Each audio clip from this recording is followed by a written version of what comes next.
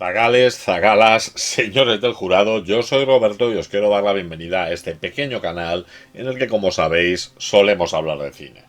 Las leyendas urbanas son probablemente el mayor logro de la imaginación humana desde que alguien decidió inventarse que existía el hombre del saco. Son historias que no han ocurrido, pero que funcionan como si hubieran pasado de verdad. Y no porque existan pruebas, sino porque tienen algo mucho más poderoso, dan detalles. Siempre hay un nombre, una fecha, un lugar concreto, el primo de alguien, la amiga de una amiga, y eso hace que sean peligrosamente creíbles. En España hemos tenido algunas que han llegado a ser patrimonio cultural. Cualquiera que hiciera el servicio militar escuchó la historia de ese joven que se había suicidado durante una guardia. Que a ver, seguramente alguno habría, pero no en todos los cuarteles y todos los años. Es como la cantidad de fantasmas que hay en las iglesias de cualquier pueblo de España, o sobre todo la leyenda urbana que arrasó con todo, llegando incluso a la televisión nacional, la de Ricky Martin, la niña, el perro y el frasco de mermelada. Una historia en la que lo único que nos consta que terminó siendo real es que tiempo después Ricky Martin salió de un armario, pero no era eso a lo que se refería la leyenda. La historia caló tan fuerte que hubo gente que juraba haberlo visto en directo en la televisión, incluso el director de Antena 3 llegó a ofrecer una recompensa a cualquiera que fuera capaz de darle imágenes grabadas de esa presunta historia que había ocurrido.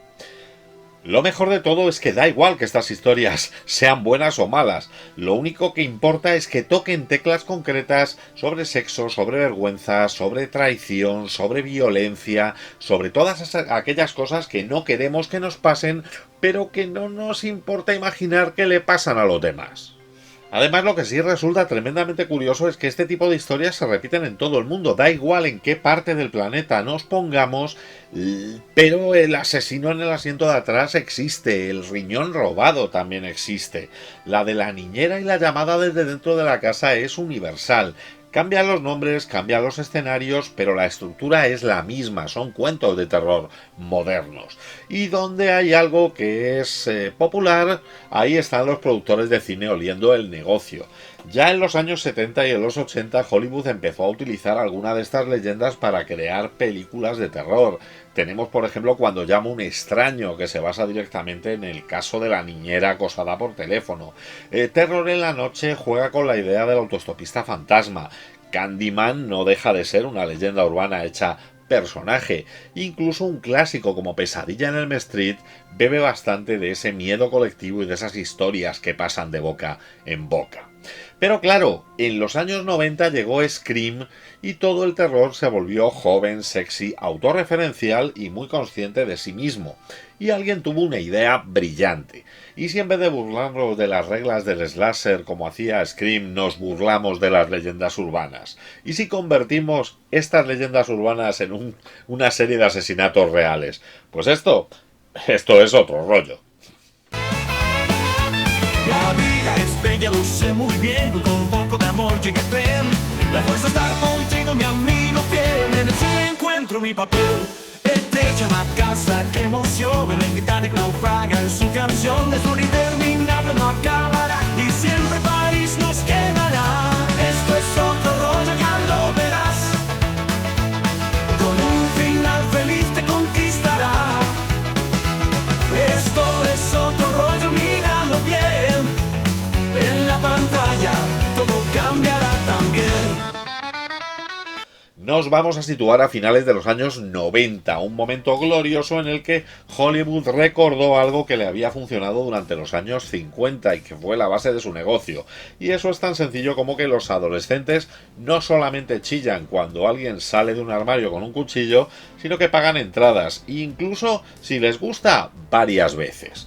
Después del bombazo de Scream y después del bombazo de Sé lo que hiciste el último verano, que aún seguía llenando salas, los estudios entraron en una especie de vorágine creativa muy típica de la industria. O sea, esta fórmula funciona, queremos hacer 20 películas más iguales y las queremos para mañana. Todo tenía que tener tres ingredientes obligatorios: un grupo de chavales guapos, un asesino con identidad misteriosa y una banda sonora llena de guitarras, canciones tristonas y temas de los que estaban sonando en la MTV constantemente. En esa época el terror se volvió estiloso, irónico, autoconsciente y sobre todo muy fotogénico. No solo había que dar miedo, había que parecer chulo mientras la gente moría. Y en medio de esta avalancha de slasher clónicos es donde apareció esta película que no tiene ningún problema en reconocer que se estaba subiendo a esta ola. Estamos hablando lógicamente de la película de 1998, Leyenda Urbana. Al menos esta lo intentó hacer con una idea propia y bastante original.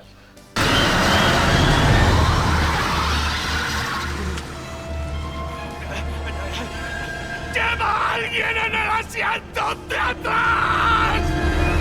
Y es que en Leyenda Urbana no tenemos simplemente a un psicópata enmascarado que mata porque sí.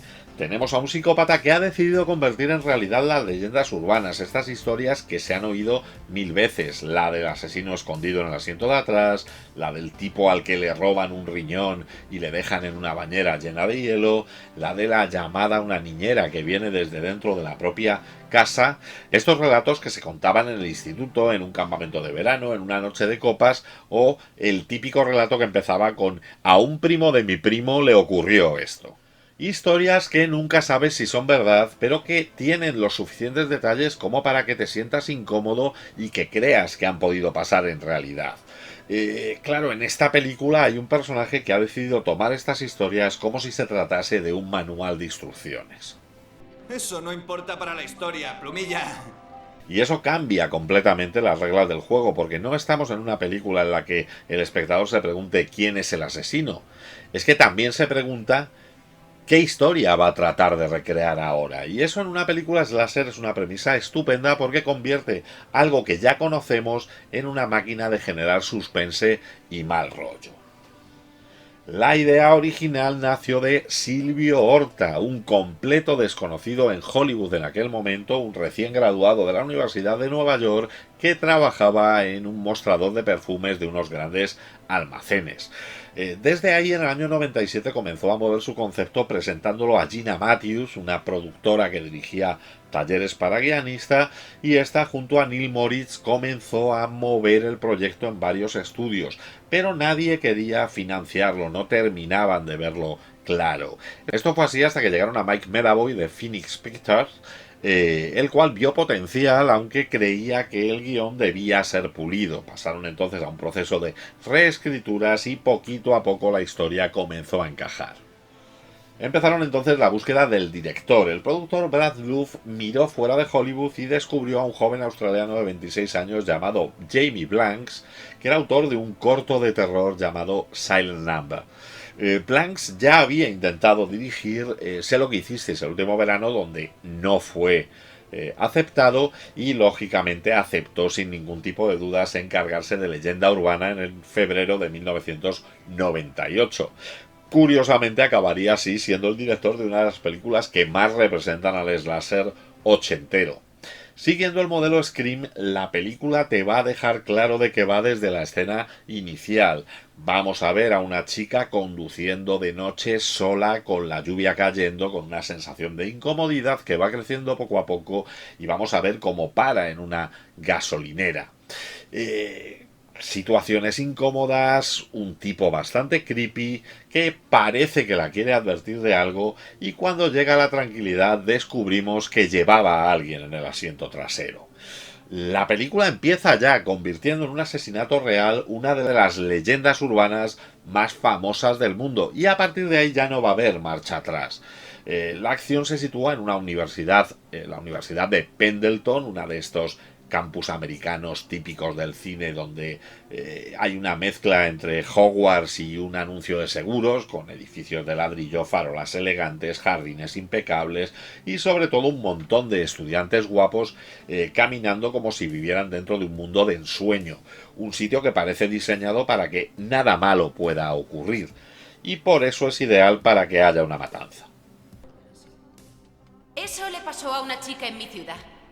Oh, sí, estoy seguro que sí. Como Estoy seguro de que la mayoría de vosotros ha crecido No. pensando que esto le ocurrió a chicas en todas vuestras ciudades, pero no es así.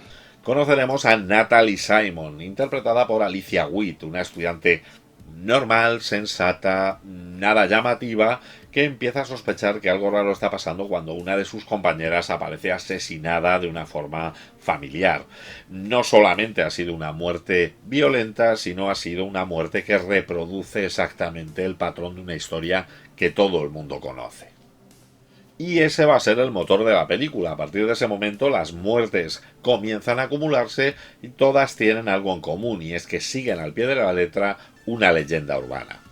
Vemos historias que hemos oído durante toda la vida convertidas en crímenes, y lo inquietante es que los propios personajes de la película van a hablar de estas leyendas contándolas como anécdotas, como rumores, en ocasiones incluso como chistes, sin darse cuenta de que realmente hay un personaje que las está usando como si se tratase de un guión macabro, con un trasfondo de una tragedia sucedida años antes, de hecho, curiosamente sucedida el día antes de que un servidor naciese. Natalie comenzará a atar cabos, y donde Scream va a jugar con lugares comunes del slasher, del cine de terror, con las normas del cine de terror y con sus clichés, Leyenda Urbana va a tratar de hacer lo mismo con las historias que la gente se cuentan unos a otros. No bromean con los slasher, juegan y explotan el mundo de las leyendas urbanas, de ese folclore moderno que convierte rumores en verdades y miedos en historias que parecen demasiado reales. Y cuando alguien se toma estas historias en serio, pues empiezan a caer los cadáveres. ¿Ha oído algo acerca de mezclar peta, zetas y un refresco con gas? Se supone que el estómago y los intestinos todo revienta. Ah, sí. ¿Conoce a alguien que haya muerto así? Mikey.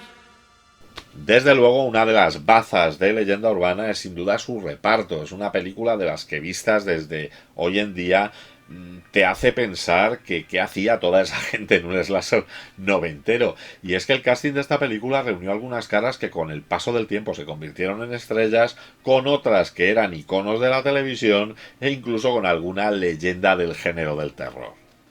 La protagonista es Alicia Witt, una actriz a la que no todo el mundo recuerda, pero que sin embargo la vimos el año pasado, por ejemplo, en la película Longlegs, y que tenía una currículum bastante curioso. De niña había aparecido en el Dune de David Lynch y intentaba hacerse un nombre dentro del mundo de Hollywood, convirtiéndose en una heroína del terror.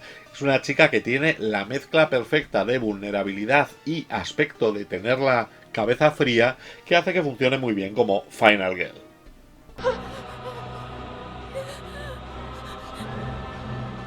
Contenta de no haber encendido la luz.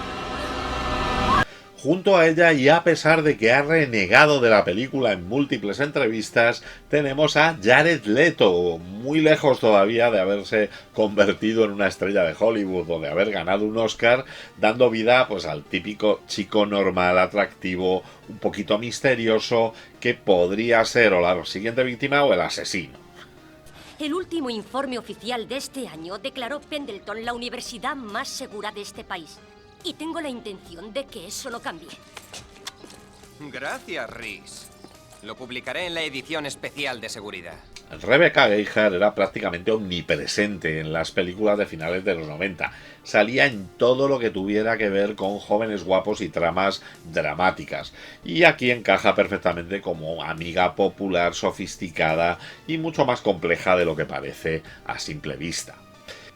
Michael Rosenbaum con pelo, lo cual dificulta su reconocimiento para todos aquellos que le tenemos asociado al Lex Luthor de la serie Smallville, borda aquí un papel secundario que parece estar diseñado directamente para hacerte desconfiar.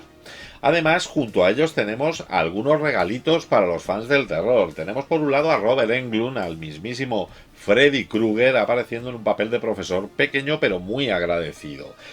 Junto a él también vamos a tener a Brad Dourif en un pequeño papel muy inquietante, dando vida a un secundario turbio que la verdad es que eleva la escena solamente con su presencia.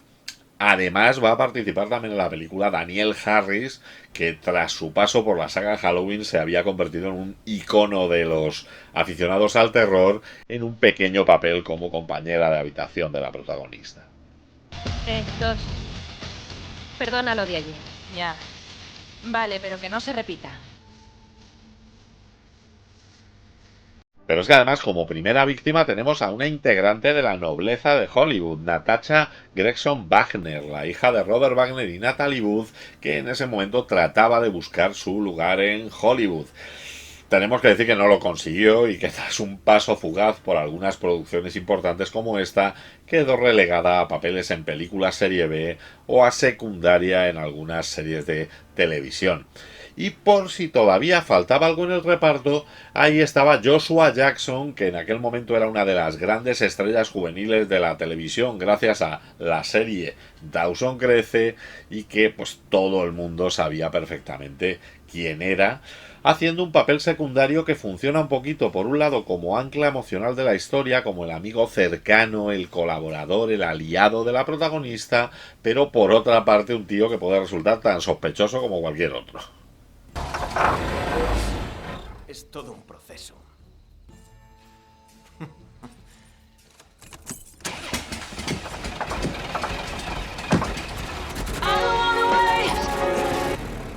Una mezcla perfecta de futuras estrellas, actores televisivos en pleno auge y leyendas del cine de terror, lo que le da a la película una especie de prestigio raro, siendo un slasher juvenil sin demasiadas pretensiones. No parece una película rápida hecha para aprovechar una moda, parece una película hecha por gente que sabía muy bien a qué tipo de género estaba jugando. ¿Y si le dijera que ese tal Mikey está vivo y sano, trabajando como ejecutivo en la ciudad de Nueva York? ¿Bebería entonces? El director Jamie Blanc venía del mundo del diseño de producción y de los efectos visuales, y eso se va a notar mucho en cómo está rodada la película. Blanc no solo va a pensar en dónde colocar la cámara y grabar a la gente, sino que va a pensar en el encuadre, en las luces y en cómo hacer que cada escena tenga una atmósfera diferenciadora. Además, tenía muy claro qué era lo que quería hacer. No quería hacer una copia de Scream, quería hacer algo más oscuro, más elegante, más gótico, más cercano al terror clásico que al terror de moda en los años 90. Pretendía que su película recordara más a las películas de miedo de los años 70 que a una sitcom sangrienta para adolescentes. Buscaba que la película tuviera una sensación casi de pesadilla, con sombras, con lluvias, con campus encuentros en niebla y con una estética muchísimo más inquietante que la que llevó a la pantalla. Porque claro, el problema es que el estudio Tristar en este caso quería asegurarse el retorno de su inversión, tenía una visión muy diferente, quería un producto reconocible, algo rápido, algo comercial, algo que se pudiera vender junto con una banda sonora llena de canciones pop, actores atractivos en los póster y una campaña promocional pensada para el público adolescente. Con lo cual lo que tuvimos fue una especie de híbrido bastante curioso. Por una parte es una película que visualmente intenta ser elegante, oscura y atmosférica, y por otra parte es un producto de la época, muy MTV, muy de finales de los 90, con música, con moda y con estética juvenil por todas partes. Y esto, aunque parezca en principio que puede ser un defecto, en realidad se convierte en parte del encanto de la película, lo convierte en una especie de cápsula del tiempo que, vista ahora, años después, es bastante curiosa para un amante del cine de terror. El guión de Silvio Horta, que años después sería el creador de Betty la Fea, se esfuerza en que la gente muera de formas imaginativas, pone bastante énfasis en los personajes, en las relaciones entre ellos, en los traumas del pasado y en cómo una tragedia mal resuelta puede pudrir todo con el tiempo. Gracias a ello, Leyenda Urbana no es solamente una sucesión de asesinatos, es una película que tiene una base dramática que va a sostener la historia y que va a hacer que el misterio funcione, porque detrás de cada asesinato, detrás de cada cuchillada, hay una emoción, hay una culpa o hay una herida que no se cerró, y eso en los slasher noventeros es casi un lujo. No era un maniquí, Parker. Damon estaba muerto. Venga ya, Nat. Damon es el mejor bromista de este campus, ¿vale? Convenció a una de primero de que era el hermano mediano de Leonardo DiCaprio solo para tirársela. La película no va a depender solo de cuchilladas, gritos y sobresaltos. Lo que la hace especial es que depende de algo mucho más poderoso, de historias que todos conocemos. Relatos que no vimos nunca con nuestros propios ojos, pero que alguien nos contó y se nos quedaron grabados en la mente porque tienen algo que los hace especial, tienen ese tipo de detalle que hace que puedan parecer reales. La película aquí se va a convertir en un juego perverso porque tú como espectador vas a reconocer algunas de estas leyendas y vas a anticipar lo que va a ocurrir.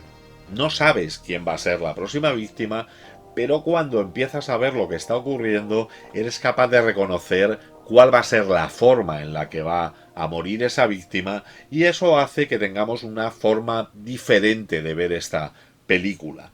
No solo es el suspense de quién va a morir ahora, sino es el suspense de cómo va a morir ahora. ¿Y después tenéis la osadía de acusarle de asesinato? Encontramos el hacha. Es un instrumento para mi clase de folclore. ¿Cómo puede sugerir que yo tengo algo que ver con la muerte de esa chica? ¿Por qué no nos habla? Cada escena se convierte en una especie de adivinanza macabra. Tú ves a un personaje en una situación concreta y piensas, vale, esta es la de la gasolinera, esta es la del riñón, y este reconocimiento crea una tensión especial porque tú sabes que esa historia no va a acabar bien. Además, la película tiene un punto muy metatextual. Los personajes van a hablar de estas leyendas urbanas, las van a contar como si fueran anécdotas, chistes o rumores, y posteriormente van a ser víctimas de esas mismas historias.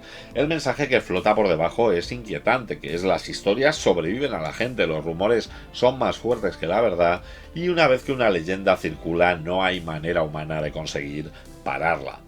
Pero sin querer hacer ningún tipo de spoiler, una de las cosas que mejor funciona en Leyenda Urbana es que juega descaradamente con el whodunit, el quién es el asesino. Leyenda Urbana no va a ser solo una película de gente muriendo, es una película en la que desconfías de todos los personajes. En esta película no hay un monstruo sobrenatural, no hay una figura icónica tipo Jason, tipo Freddy, no hay máscaras, no hay mitos. Lo que hay es una silueta con abrigo largo y capucha que podría tener debajo a cualquiera de los personajes que nos están presentando, y esto resulta muchísimo más inquietante. Este planteamiento convierte a la película prácticamente en un thriller. Cada conversación, cada mirada rara va a esconder algo. El espectador no solo va a esperar al siguiente asesinato, sino que va a intentar resolver el misterio.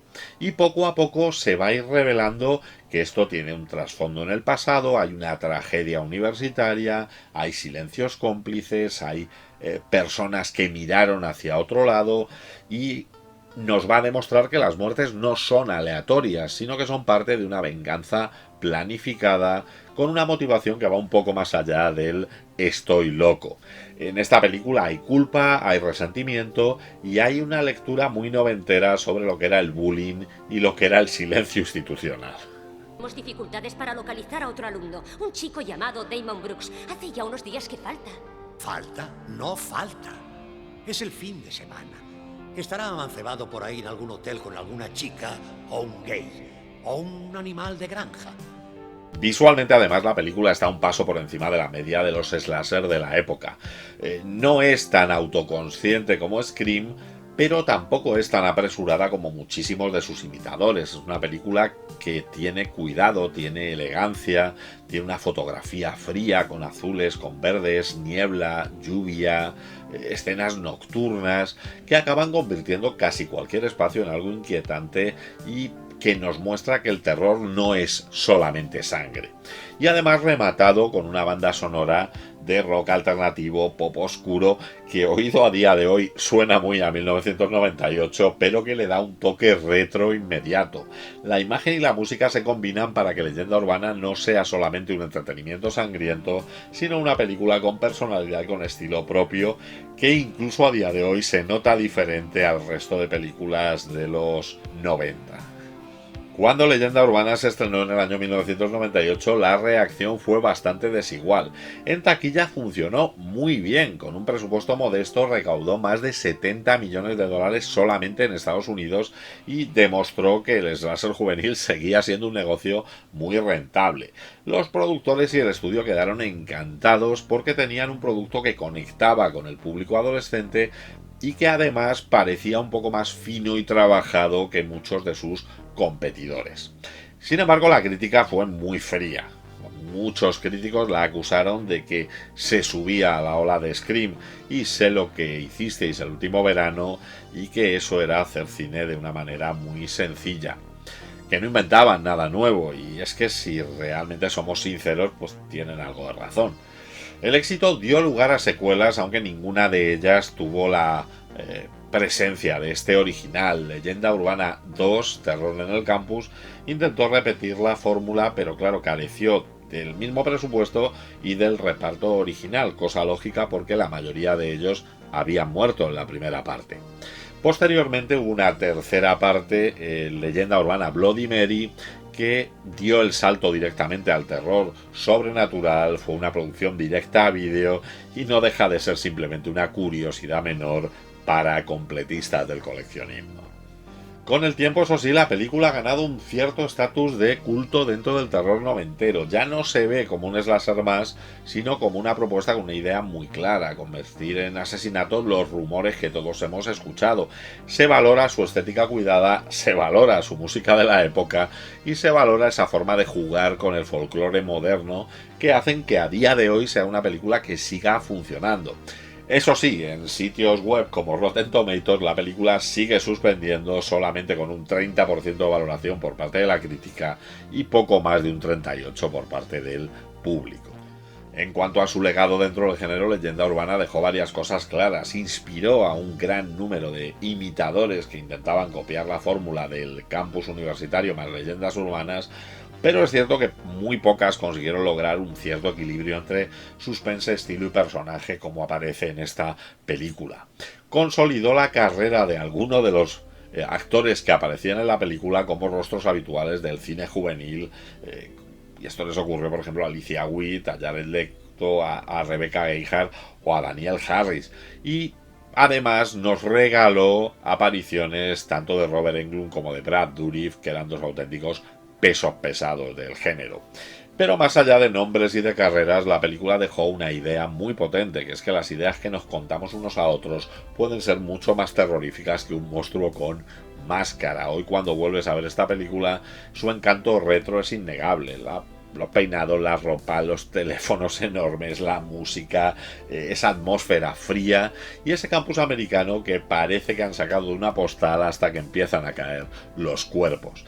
Esa mezcla de nostalgia, suspense y un poquito de morbo adolescente hace que Leyenda Urbana siga siendo una referencia sólida dentro del slasher de los 90, con algo muy divertido, que es que funciona como un juego constante de adivina la leyenda. Tú ves a los personajes hablar de los rumores y piensas, bueno, vale, aquí va a morir alguien por esto. Es como si la película te convirtiera en un cómplice y te dijera que tú también te creías esas historias cuando tenías 14 años y qué pasaría si se hicieran realidad. ¿Es que Natalie me recuerda a mi prima? Y Brenda acabó anunciando medias en televisión. Entonces nadie me cree. Para nada. No, Blake. No. Yo sí te creo. En definitiva, Leyenda Urbana no es solamente un slasher más de su época, sino es una película que entiende el miedo colectivo, que juega con el folclore moderno y que convierte los rumores de toda la vida en un espectáculo de suspense elegante y sobre todo muy entretenido. Y bueno, ¿cuál es vuestra leyenda urbana favorita? Ponedmelo en la caja de comentarios. Si os ha gustado el vídeo, dadle al like, suscribíos al canal para más contenido como este y no dejéis de pasar por la sección Canales que me enrollan dentro de mi canal, donde encontraréis canales de compañeros que hablan de cine, incluso a veces mejor que yo. Y como siempre digo, parafraseando a Typical, en el próximo programa hablaremos del gobierno. Muy bien amigos, se acaba la semana, los domingos por la tarde aquí partimos pana. ¿Te lo has pasado bien? ¿Aún te quedan ganas? Roberto te cuenta más movidas raras. Esto es otro rollo, ahora a la cama, a dormir, a ver cine o haz lo que hagas. Dentro de 7 días otra pasada con más pelis guapas para analizarlas. Esto es otro rollo, verano, invierno. Esto es otro rollo, aquí siempre despierto. Esto es otro rollo, lo estás sintiendo. La semana que viene hablaremos del gobierno.